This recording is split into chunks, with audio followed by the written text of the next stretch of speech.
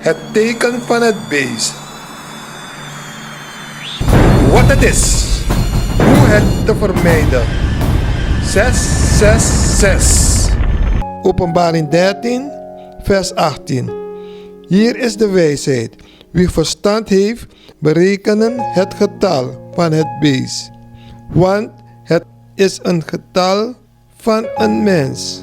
En zijn getal is 666.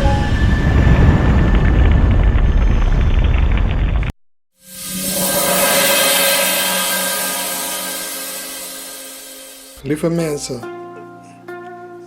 dit is een waarschuwing. Dit is een waarschuwing van de Heer Jezus Christus. Neem die chip niet in uw hand, voorhoofd of ergens anders. Niet in uw lichaam, anders is uw ziel verloren. En uw ziel gaat naar de hel. Uw ziel gaat naar de hel. Ik herhaal, als u die chip in uw arm neemt, voorhoofd, maakt niet uit waar u die chip neemt. Als u die chip in uw lichaam hebt, dat wil zeggen dat uw ziel naar de hel gaat. Dat wil zeggen, uw ziel gaat naar de hel. De chip waar Openbaring 13 over heeft, het getal van het beest, 666, daar wordt er nu mee geëxperimenteerd, waardoor mensen makkelijker betalingen kunnen treffen, makkelijker hun werk kunnen doen, transacties kunnen gaan voeren. De chip is al nu aanwezig. Het is niet alleen van 2000 jaar geleden. Nee, dat merk is nu aanwezig. Mag ik even afrekenen? En zou je het van mijn saldo willen halen? Ja, u ziet het goed. Er komt geen pinpas aan te pas. Enna van Duinen rekent haar kopje koffie af met haar hand. Fijn, dankjewel. Dat is hoe simpel het werkt. Enna is een van de weinige Groningers met een chip in haar lichaam. Als ik hem zo een beetje heen en weer duw, dan kun je de puntjes omhoog zien steken. Dus zo groot is een rijstkorrel, ongeveer 1 centimeter lang en 1 millimeter of 2, 3 dik. De chip is met een grote naald onder de huid ingebracht. Maar als je hem eenmaal hebt, zie je er weinig van. Everyone's going to have to chip in. That's only fair. That's the principle I'll be fighting for during the next phase of this process. Openbaring 14, vers 9 tot 11. Vers 9. En een ander engel, een derde, volgde hen, zeggende met luider stem: indien iemand het beest en zijn beeld aanbidt en het merkteken op zijn voorhoofd of op zijn hand ontvangt, 10, die zal ook drinken van de wijn van Gods gramschap, die ongemengd is, toebereid in de beker van zijn troon. En hij zal gepijnigd worden met vuur en zwavel, ten aanschouwing van de heilige engelen en van het lam. 11. En de rook van hun pijniging stijgt op in alle eeuwigheden. En zij hebben geen rust, dag en nacht, die het beest en zijn beeld aanbidden. En al wie het merkteken van zijn naam ontvangen. Renger Koning heeft de techniek al ruim een jaar in zijn lichaam zitten. Maar de chip gebruiken doet hij nauwelijks. Dat ik hem erin heb is wel een beetje een impulsieve actie geweest misschien. Dat het kon en meerdere mensen deden. Ik denk, oh dat is interessant, want de toekomst komt eraan. Het nadeel is wel dat als je daar vroeg mee bent, dat er nog niet zo heel veel mee kan. Maar je moet het gewoon zien net als je OV-chipkaart of een toegangspasje tot iets. De chip werkt met NFC-technologie. Daarbij moet hij tegen een apparaat worden gehouden dat hem uitleest. Net als met een OV-kaart dus. In tegenstelling tot Renger is Enna een meer actieve gebruiker. Dit is het bandje wat leden hier krijgen en daar zit een chip in waarmee je dus een poortje kan openen. En de chip in mijn hand is aan het systeem toegevoegd, waardoor ik dus dit niet nodig heb, maar gewoon met mijn hand naar binnen kan. Dan zou je bijvoorbeeld de chip kunnen ontvangen. Dat vraag is niet moeilijk te beantwoorden. Dat is gewoon in de apotheek, in de ziekenhuis waar hij zit. Het is aanwezig en Jezus komt terug en wij moeten die chip niet aannemen. Een RFID-chip bevat net als uw computer een opslagcapaciteit. Wanneer de RFID-chip is ingebracht in het lichaam, dan is het mogelijk om de chip te gebruiken. In positief opzicht voor diagnose en therapie van ziektes, maar ook negatief bezien, om iemand te doden. Wordt er langdurig een sterke frequentie verzonden naar de chip, dan kunnen na enkele weken of maanden verandering in het denken, gedrag, gevoelens en chronische ziektes ontstaan. Zo kunnen ook infecties ontstaan zonder dat er een virus of een bacterie in het lichaam actief is.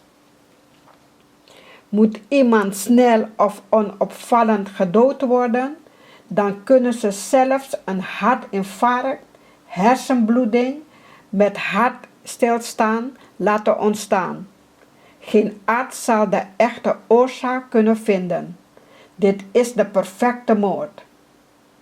Deze manier zou al enige jaren door de geheime en militaire dienst worden gebruikt.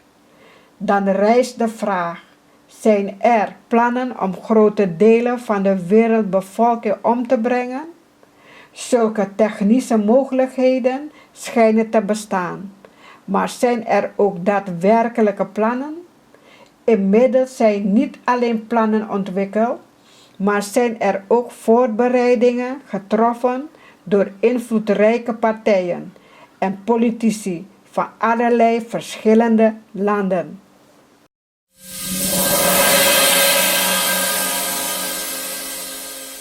Mattheüs 24, vers 24. Want er zullen valse Christussen en valse profeten opstaan, en zij zullen grote tekenen en wonderen doen, zodat zij, waar het mogelijk, ook de uitverkorenen zouden verleiden. De Jesus says those expecting the second coming of Christ on a cloud with angels have misinterpreted what Jesus himself said. He said it. You won't see me anymore because he will come in another body, which is me. In a tattoo parlor on trendy South Beach, You did the 666 really big? Yeah. sat the daughter of the man who claims to be God. He's back. He's here to teach us that we should reign in life, that there is no sin, and today we're honoring him with this symbol. Joanne de Jesus is one of several dozen members of a religious sect called Creciendo en Gracia, or Growing in Grace. They were tattooed on their arms, ankles, even their necks with 666, the biblical sign of the Antichrist. Why? Because their spiritual leader says he is the Antichrist, not the embodiment of evil, but rather the second coming. 666, Antichrist means do not put your eyes on Jesus Christ of Nazareth. Put it in Jesus after the cross. And that's you. That's me. Andy says the word Antichrist is a bad translation of a word that actually means the new Christ, the second coming. Puerto Rican-born Jose Luis de Jesus Miranda founded the sect 20 years ago in a warehouse outside Miami. You receive it, you accept it, you confess it, and it's done unto you. The charismatic 61-year-old de Jesus claims millions of followers, most in Latin America. His sect does have hundreds of churches, cable TV stations, and says it brought in $1.4 million in donations last year. And he boasts of a rapidly growing presence in the United States. In an interview with us in September, he declared, I do greater things than Jesus of Nazareth. Much greater. Now, sporting his new tattoos, 6, 6, 6. Triple S. Huh? He's in their head. He's inside the heads of those people. de Jesus is dangerous, says religion professor Daniel Alvarez, because he believes he's God. And these megalomaniacal moves are the ones that are very disturbing, because it shows that he does believe his own hype, and he's capable of saying to his members, go tattoo 666 on your arm. I believe he's also capable of asking his church members to do even something more dramatic than that. De Jesus laughs at the implication. They always say those things. They're going to keep waiting for me to kill everybody, you know.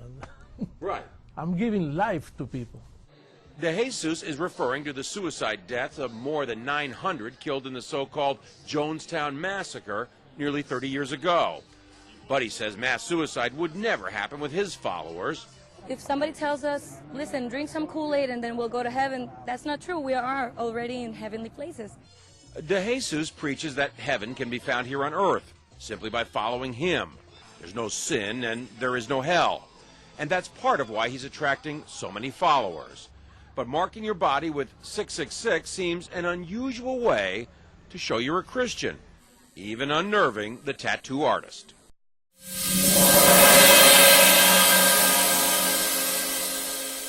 Lieve mensen, dit is een waarschuwing. Dit is een waarschuwing van de Heer Jezus Christus. Neem die chip niet in uw hand, voorhoofd of ergens anders. Niet in uw lichaam, anders is uw ziel verloren. En uw ziel gaat naar de hel. Uw ziel gaat naar de hel. Ik herhaal, als u die chip in uw arm neemt, voorhoofd, maakt niet uit waar u die chip neemt. Als u die chip in uw lichaam hebt, dat wil zeggen dat uw ziel naar de hel gaat. Dat wil zeggen, uw ziel gaat naar de hel. Ik wil de Heer danken voor de genade, de wijsheid, de inzicht dat Hij mij heeft gegeven om deze filmpjes te monteren. De bedoeling van deze film is niet om mensen bang te maken, is niet om mensen te beoordelen, absoluut niet. Maar de bedoeling van deze film is om mensen te wijzen dat er een hemel is en een hel. De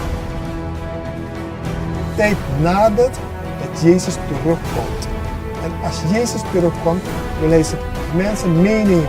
Dus de tijd is